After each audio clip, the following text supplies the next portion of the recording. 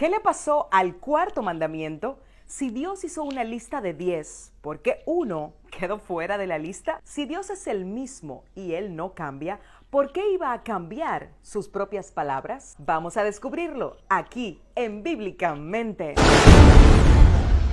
Éxodo 28 dice, acuérdate del día de reposo para santificarlo.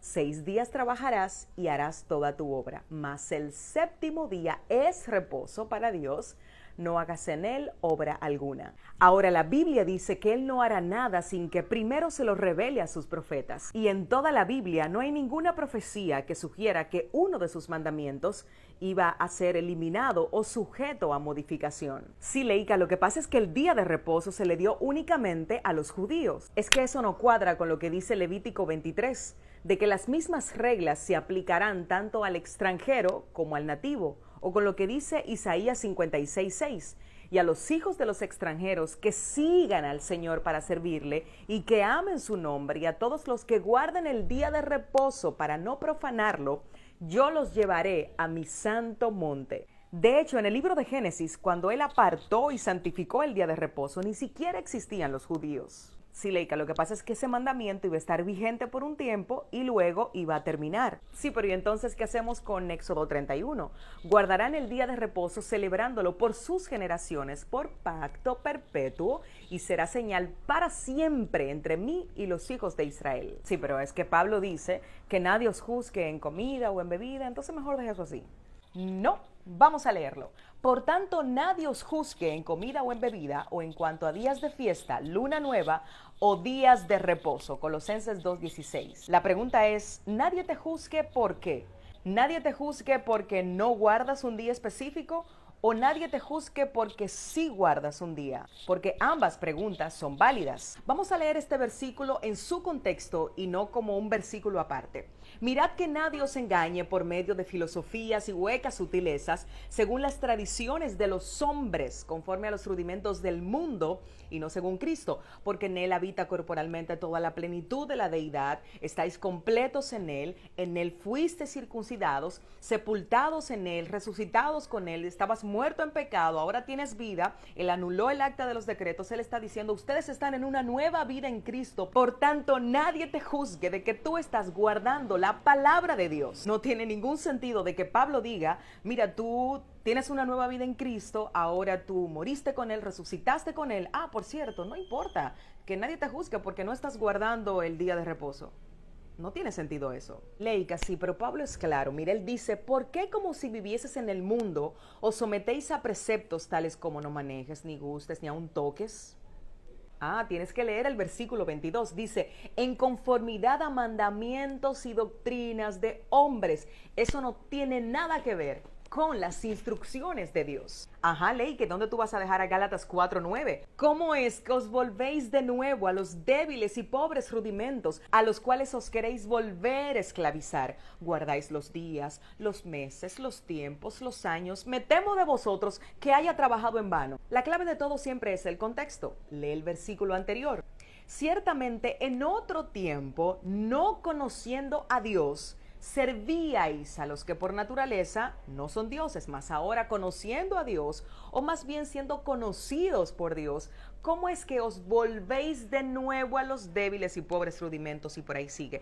Pablo está diciendo, ustedes quieren volver de nuevo, escucha, porque esta gente no era creyente, esta gente eran gentiles. Por tanto, Pablo no puede estarles diciendo, se quieren volver a esclavizar, a guardar un día de reposo, porque ellos no conocían a Dios. Pablo lo acaba de decir, ellos no eran creyentes, ellos eran gentiles. Entonces aquí cuando Pablo dice guardan los días, los meses y los años, se está refiriendo a días de fiesta paganas, que como toda cultura que adoraban a otros dioses tenían.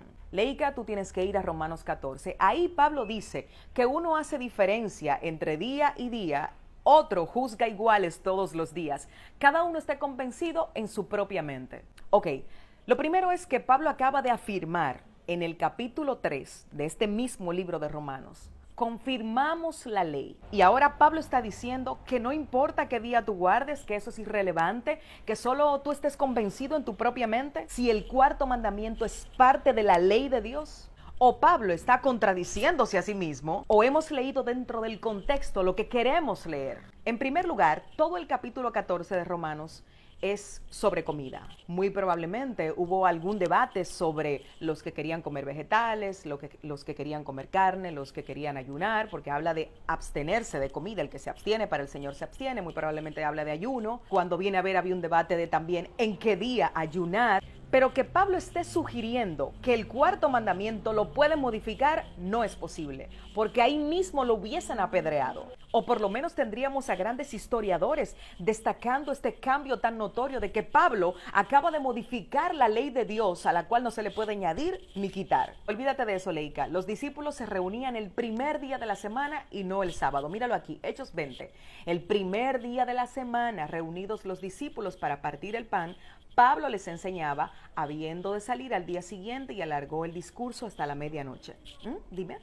Tú sabes que cuando leemos esto, nuestra mente está programada para uno imaginarse primer día de la semana, un domingo por la mañana, en un culto dominical, ¿verdad que sí? Pero lo cierto es que en la cultura hebrea, el primer día de la semana comienza el sábado al atardecer, y al final del Shabbat hay una cena en la que comparten el pan. Es decir, que esto sucedió al finalizar el Shabbat y ya era de noche.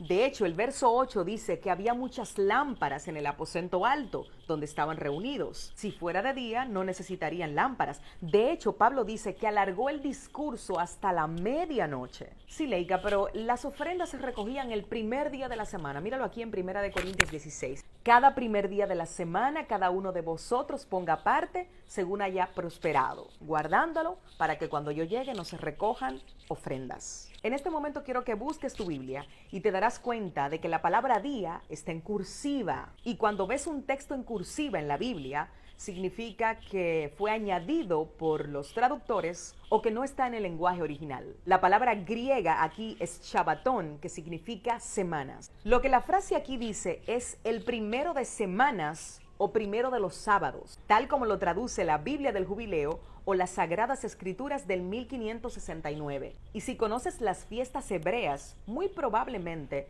se está hablando de las 7 semanas que se contaban hasta llegar a Pentecostés. Por eso es que en el verso 8 el contexto dice que Pablo quiere quedarse hasta Pentecostés. Si el día de reposo no fuera relevante, Jesús no hubiera hecho mención de él, hablando de los últimos tiempos en Mateo 24. Oren para que vuestra huida no sea en día de reposo. Ahora entonces, ¿quién cambió el día de reposo del sábado al domingo? Te lo voy a leer del Boletín Universo Católico del 14 de agosto de 1942. La Iglesia cambió la observancia del Shabbat al domingo por derecho de la divina e infalible autoridad dada a ella por su fundador, Jesucristo. Y al final todo el mundo hace lo que quiere. Nadie descansa, somos adictos al trabajo, no tenemos tiempo para nosotros mismos, la gente se enferma de estrés, muchísimas enfermedades por el estrés, agotamiento físico porque hay que trabajar horas extras. El planeta no descansa, la tierra no descansa. Cuando el mismo Jesús dijo que el Shabbat fue hecho para el hombre, para que lo disfrutes, para que descanses, para que compartas con tu familia. ¿Tú te imaginas lo diferente que sería nuestro mundo? Y estos días lo hemos experimentado, donde en un día, por lo menos un día a la semana, que no haya monóxido de carbono, que pudiéramos respirar aire limpio, que las familias estén en casa descansando, compartiendo, teniendo tiempo con la palabra, teniendo tiempo con tus hijos, con tu familia. ¿Te imaginas qué diferente fuéramos?